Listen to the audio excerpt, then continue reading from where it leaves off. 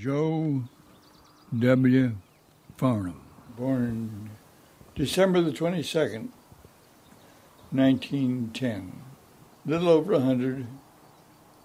On the 1st of April, we always went barefooted and hit for Cache Creek, and we'd all go swimming. And we'd go clear up to Madison Bridge, which is about 3 miles up, carry a flashboard along with us. And then we'd lay on the flashboard and ride all the way. We're clear down here, a free ride. And every time the creek would get high, it'd change stream bed. My name is Salma Navarette, and my relations to this place is I used to come here on field trips from 3rd grade to 4th grade, and now we might come here next week with my whole class. My name is Sarah Motley. I am ordained as an Episcopal priest. We held my twin boys' baptism here when they were barely walking, and that was quite an event. Cache Creek's like a misunderstood teenager. There's nothing wrong with what teenagers do. There's absolutely nothing wrong with what my son does at 13 and 14. If you look at it from one point of view, it's completely mysterious. Why would anybody in their right mind ever do that, But if you look at it another point of view, this is a young person trying on different personalities in order to find his own someday.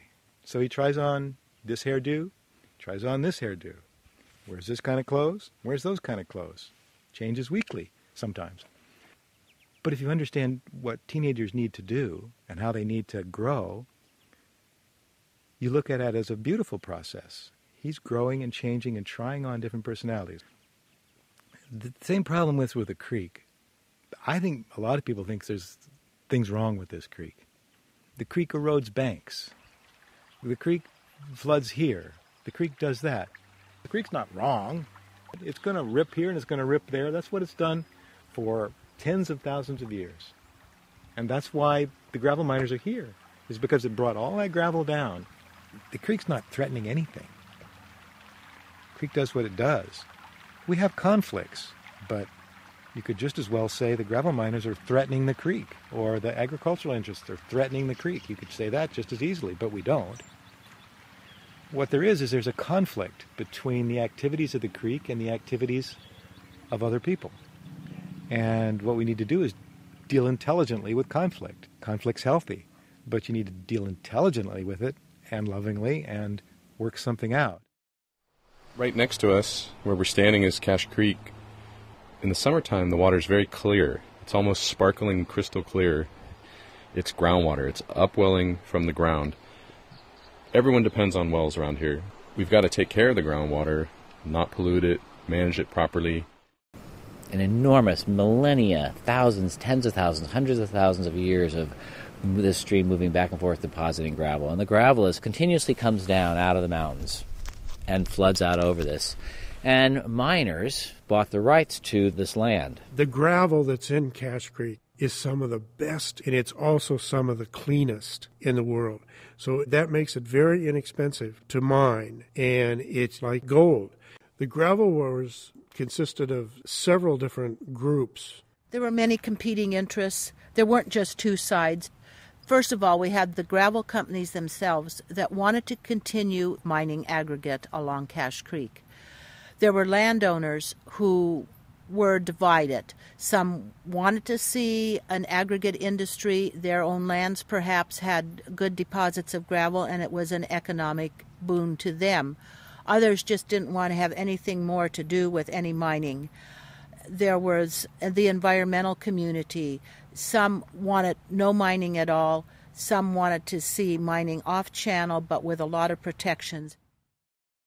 My name is Ann Shearing, and my relationship to the Cache Creek Conservancy is that I was on the Planning Commission, the Yolo County Planning Commission, from 1988 to 1994, during the period when what I call the gravel wars were going on, and a resource management plan was developed for Cache Creek, primarily to regulate aggregate production.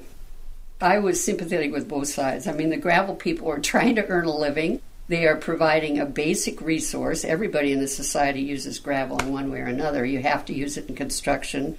You have to use it in cement. I mean, it's a very valuable resource. The goal of the Board of Supervisors was to find a way to allow reasonable aggregate extraction without destruction of the creek. And in fact, parts of the resolution of the deal was to create something called the Cache Creek Conservancy. And I was the founding president of it and remained so for the first 3 years and then on the board for some years after that. The gravel wars basically ended once the Cache Creek Area Plan was adopted. And actually, the Cache Creek Conservancy was formed as a result of the gravel wars also, because it served as an organization that tried to bridge the differences between the landowners, the mining community, county government, and those who were concerned about restoring Cache Creek.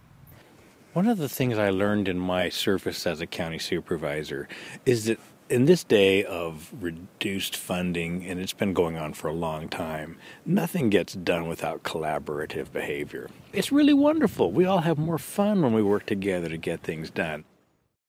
The Cache Creek Nature Preserve is a site that Teichert owned, and it was permitted for mining, actually. But when we took a look at the site and we took a look at the variety of different habitat out here and the animals that you can clearly see all over the place, we just felt that this was a site that it was not appropriate to mine, and that the right thing to do here was to donate this property to the county and establish a conservancy that would maintain it in perpetuity. And we wanted to make sure that we preserved the habitat, but we also wanted to make sure that this was a place where school children could come, where folks from the university could come, where people who don't really have the opportunity to come in contact with nature or with the creek in Yolo County had a place that they could call their own and come to. From a broad view, the plan certainly has worked well. Mining has continued, aggregate production continues, and yet much of the habitat along the creek has been restored, and it continues to be so today. Everybody, whether they realize it or not, needs the Cache Creek Nature Preserve. And it's an oasis of native riparian habitat in the midst of urban and farming. And if Cache Creek Nature Preserve can provide by example, which I believe it has, to restore other areas along Cache Creek and other native riparian areas, then I think providing those corridors and those links between individual sets of riparian parks and preserves would help to restore the natural wildlife of Cache Creek.